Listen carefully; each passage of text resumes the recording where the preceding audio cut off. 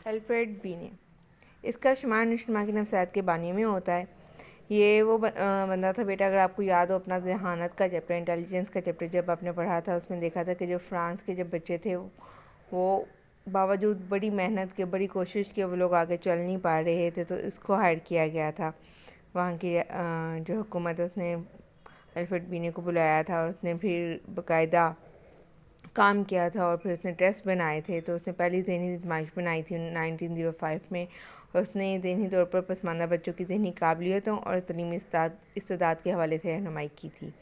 اس کی تحقیقات کو تعلیمی اور تربیتی میدان میں وسیع پیمانے پر اپنایا گیا، اور بینے نے سائمن کے ساتھ مل کر ذہنی آزمائش وضع کی اور عمر کے حوالے سے اس کی درجہ بندی بھی کی۔ ذہنی عمر کا تصور بھی بینے کا پیش کردہ ہی ہے۔ بینے نے بچوں کی وقوفی صلاحیتوں کا مطالعہ کیا اور نشو کی نفسیات میں گراں قدر خدمات بھی پیش کی۔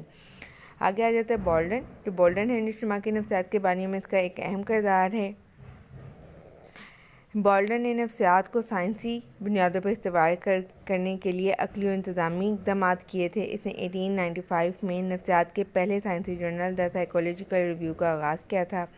اس کے بعد وہ دیگر اہم جریدوں کا ایڈیٹر اور امریکی نفسیاتی ایسوسی ایشن کا پہلا صدر بھی رہا ہے۔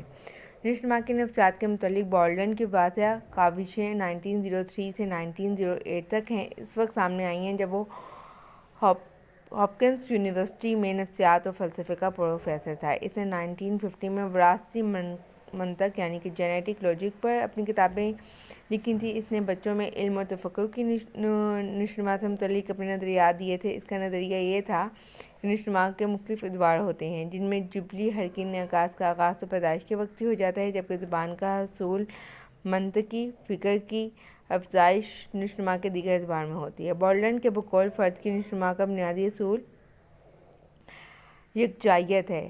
یہ اگر آپ کو یاد ہو اس کا پیاجے کی تھیوری، تو اس میں ہم نے دو کنسیپٹس پڑھے تھے، اسیمیلیشن اور اکوموڈیشن، تو وہ بالڈن نے ہی بتائے تھے۔ بالڈن کا کہنا ہے کہ بچے میں حیاتیاتی نمو کے ساتھ ہی سماجی نمو کا آغاز ہو جاتا ہے۔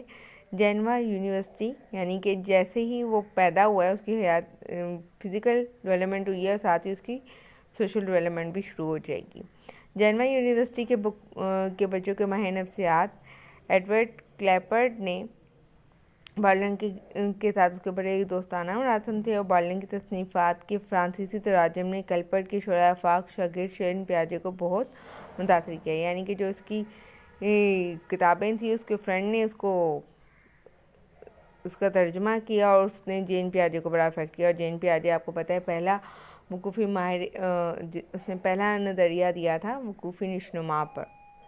اسٹینلے ہال، اس نے نفسیات کو بطور سائنس متعارف کرانے میں بڑی مدد کی تھی۔ اس نے پریئر کی the mind of the child کو امریکہ میں متعارف کروایا تھا۔ ہم نے بھی پڑھا ہے کہ اسٹینلے ہال نے 1891 میں ترجمہ کیا ہے اس کا۔ آگے ہے سگمنڈ فراؤڈ۔ سگمنڈ فراؤڈ کا کیا کردار ہے ہسٹری میں؟ کلاگ یونیورسٹی کے صدر کی حیثیت سے اسٹینلے ہال نے 1909 میں فراؤڈ کو امریکہ میں مدعو کیا۔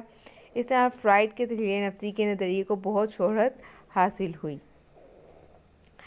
فراؤڈ کے نظریے نے سماجی، جذباتی اور ہجانی نشوونما کے نظریات کو حد درجہ متاثر کیا۔ بچوں اور والدین کے درمیان لگاؤ، اٹیچمنٹ سے متعلقہ تحقیقات پر تحلیل نفسی کے اثرات کو واضح کیا۔ واٹسن، کرداری ماہرین نے آموزش کے نظریات پر زیادہ زور دیا۔ کرداریت مکتبہ فکر کے بانی واٹسن نے اس ضمن میں بچوں کی نشوونما سے متعلق منفرد نظریہ پیش کیا۔ واٹسن کا عقیدہ تھا کہ بچے میں تجربے سے سیکھنے کی بھرپور صلاحیت موجود ہے۔ وہ یہی کہتے ہیں نا، ہم دنیا میں آ کے سیکھتے ہیں، ہمارے جو آپس میں وہ کنڈیشننگ ہوتی ہے اور کنڈیشننگ سے لرن کرتے ہیں۔ تو آموزشی نظریات نے نشوونما کی نفسیات پر گہرے اثرات مرتب کیے، کیونکہ ڈیولپمنٹ میں ہم کیا کر رہے ہیں، فزیکل ڈیولپمنٹ ہو رہی ہے، ساتھ ساتھ سوشل ہو رہی ہے، سائیکولوجیکل ہو رہی ہے، تو اس میں ہم آموزش مین رول پلے کرتا ہے۔ آرنلڈ گیسل کا نظریہ کرداریت سے مختلف ہے۔ وہ بنیادی طور پر معلم تھا، یعنی کہ ٹیچر تھا۔ اس نے اسٹینلے ہال کی زیر نگرانی نشوونما کی نفسیات میں ڈاکٹریٹ کی ڈگری حاصل کی تھی۔ وہ شیخ خوار اور چھوٹے بچوں کے مشاہداتی مطالعات کا پیشرو کہلاتا ہے۔ گیسل نے بچوں کے لیے فطری مشاہدے کا طریقہ استعمال کیا تھا۔ اس کے نظریے کی حیاتیاتی بنیادیں بہت گہری ہیں۔ اس کا نظریہ تھا کہ ابتدائی نمو میں مختلف حرکی اور ادراکی صلاحیتوں کا اظہار حیاتیاتی نشوونما کے مقررہ اوقات میں ہوتا ہے، گویا موزوں وقت پر ہی ان صلاحیتوں کا اظہار ہوتا ہے۔ مارٹول میکگرا، اس نے اپنے تحقیقات میں واضح کیا کہ اینیمل ایمبریولوجی کے مطالعاتی اصول انسانی کردار کی نشوونما پر لاگو کیے جا سکتے ہیں۔ میکگرا کی اصل وجہ شہرت جڑواں بچوں پر کیا جانے والا تحقیقی مطالعہ تھا۔ اس مطالعے میں واضح کیا گیا تھا کہ مماثل بچے جڑواں بچوں کی حرکی نشوونما میں نمایاں یکسانیت پائی جاتی ہے، کیونکہ تجرباتی معمولوں کو واضح حرکی تربیت دینے کے باوجود دونوں طرح کے معمولوں کی کارکردگی کم و بیش ایک جیسی تھی۔ میکگرا اور گیسر نے ورثے کو ماحول پر ترجیح دی ہے۔ ویسے تو ہم اوورآل یہ بات اب مانتے ہیں نا کہ 50% وراثت اور 50% ہی ہمارا ماحول کنٹریبیوٹ کرتا ہے ہماری ڈیولپمنٹ میں، لیکن یہ اہمیت دیتا ہے، یہ میکگرا اہمیت دیتا ہے وراثت کو۔ گیسل نے نشوونما کے اہم ادوار میں پائے جانے والے انفرادی اختلافات کی بھی وضاحت کی ہے۔ ورثے اور ماحول پر کی جانے والی بحث نے بچوں کی پرورش اور تعلیم پر ہونے والے مطالعات کو حد درجہ متاثر کیا ہے۔ ماحول کو زیادہ اہمیت دینے والے ماہرین نے اعداد کی تشکیل کو سیکھنے اور سکھانے کا بنیادی اصول قرار دیا ہے۔ مثلاً تربیت، اجابت یا لکھنے پڑھنے جیسی بنیادی مہارتوں میں اعداد کی اہمیت واضح ہے۔ حیاتیاتی پختگی کو اہمیت دینے والے ماہرین اس بات پر زور دیتے ہیں کہ بچے میں حیاتیاتی ضرورت پیدا ہوتی ہے جو اسے مخصوص تجربات اور آموزش کے لیے تیار کر دیتی ہے۔ 20ویں صدی کے ابتدائی دور میں ڈارون کے وراثت اور ماحول کے تجزیے نے ماہرین کے افکار کو ازحد متاثر کیا تھا، جبکہ بعد میں آنے والے ماہرین کے نظریات محض ورثے اور ماحول سے متعلق نہیں بلکہ عقلی، جذباتی اور سماجی نشوونما سے بھی متعلق تھے۔